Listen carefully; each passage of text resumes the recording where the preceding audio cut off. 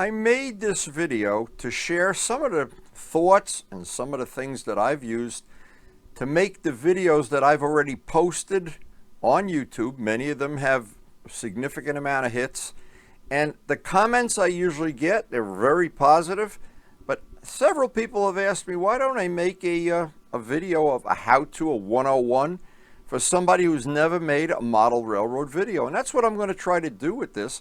Give some suggestions as what I found successful, what I found not successful, what I've done to create the videos that I've already posted on YouTube and have been, I think, very well received. See if you agree. I hope you enjoy this video. In creating any video scene, it's always the way I think it makes a train look most realistic is it'll come from one end of the viewing screen and go off the other end of the viewing screen, almost exactly the way you would view a real train in real life.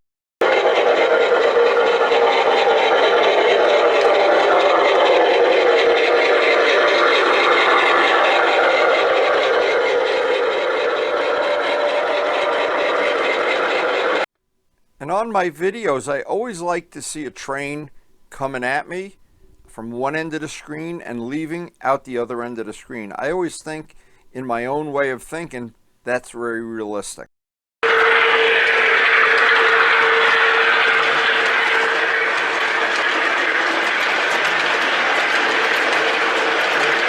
I always like to include video of the train leaving or entering or leaving the tunnel. I always think that adds a nice little touch to any video. By getting the camera to sit right down on the layout, and I have the camera actually on the base of the layout here, even with the tripod shoe on, I can get down and make the train look very realistic as it comes right at me very easily.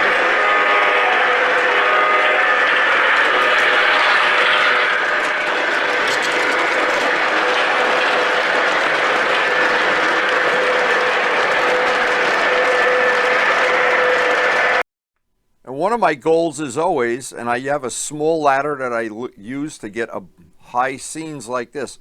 I never want to see off the edge of the layout.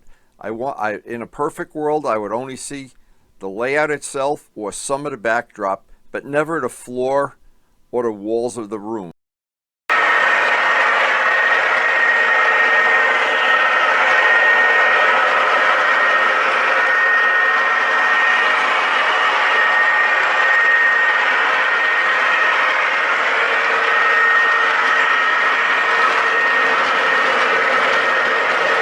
I think a video looks best when you change where the camera is every time you change scenes.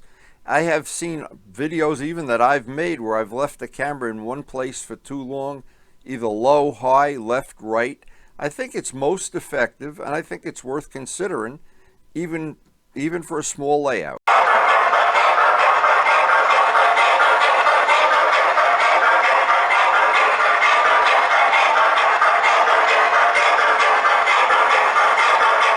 Now, a thing I try to include too is on every video some camera that's right by the focal point. In the case of my model railroad, it's where the crossover is. Right by the crossover, to put the camera at various places right on the track like this, it gets a nice realistic scene of the train going by.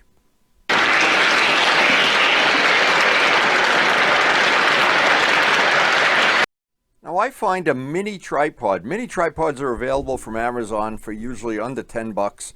They're very easy to adapt to doing model railroading videos and pictures. And they raise the camera up off the tracks about 6 inches. And they get you some very, very realistic shots that the train coming at you or going by. Very realistic looking.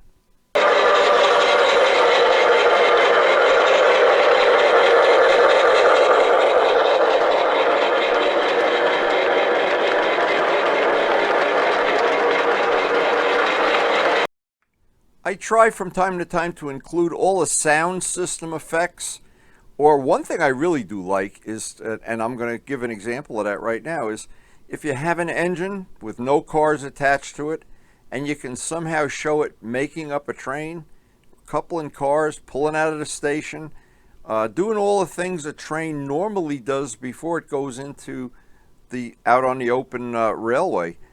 I think that adds a nice little touch to any person's home video.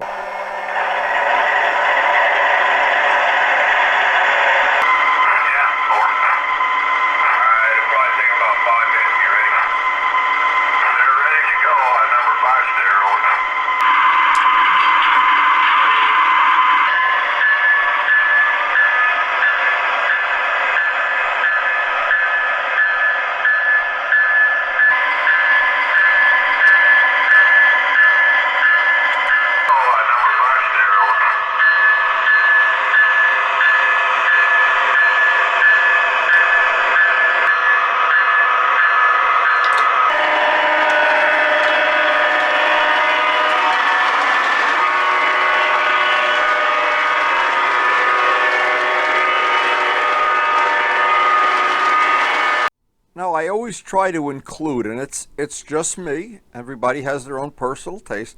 I enjoy seeing the trains go through the crossover tracks. Now, a lot of people that have crossover tracks on many places on the layout, I've seen video of their layout, I never see the trains go through the crossover track, and I always think that's one of the nicer things to see on a video.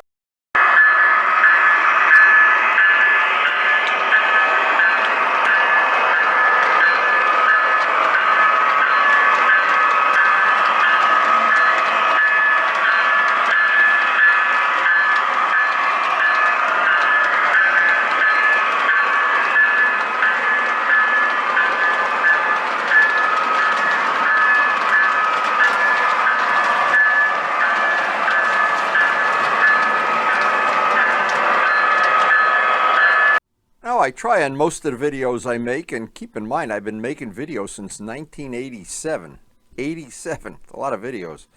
In fact, there's over 3,200 out on YouTube right now. But I try to include little details.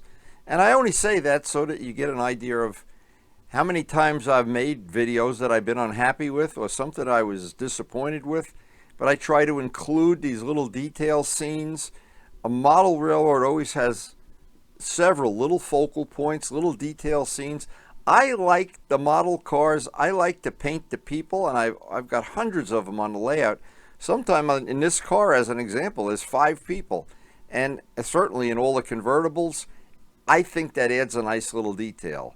And no matter whether you like that, people like that, or you like the ones that you come already pre-painted, I think the people themselves, when you're making a video, if you focus in on it for a split second, it adds a nice little touch to the video.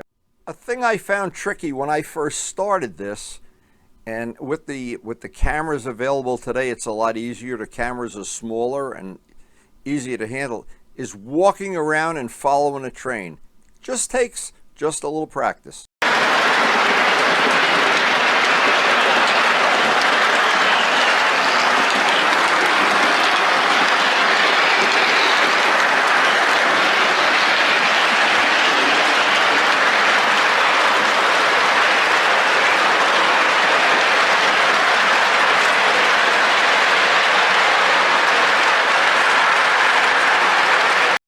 Of course, another nice little thing, if you're new to video, is just take your modern camera, the small cameras that are available now, put it on one of the freight cars, or push or pull, and using this technology that we have available, you make some really, really creative scenes.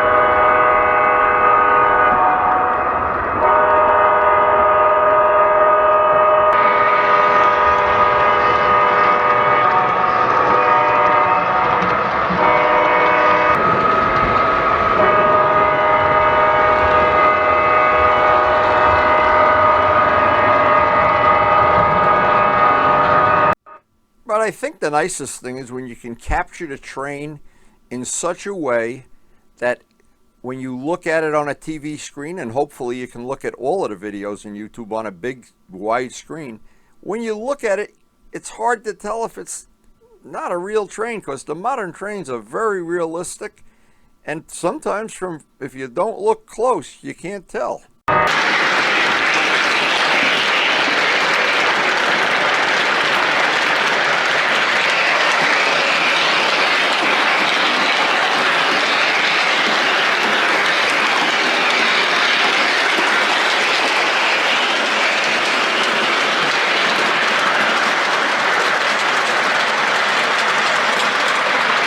And whenever I make of any video, I try to focus in on some of the high points, the little details, the things that are unusual, the things you just can't buy in a store. And this is my little model plane flying field for one. The crossover, which is the center of all the action on the layout. And this is a relatively small layout with a lot of detailing. The tracks are very detailed. All the people, all of the little vehicles, every little thing that I could do to detail this out so that when you see it in real life, it's just very impressive. And assuming you have tunnels on your layout, I think you can really do some creative stuff if you just leave the camera running as the train actually enters the tunnel.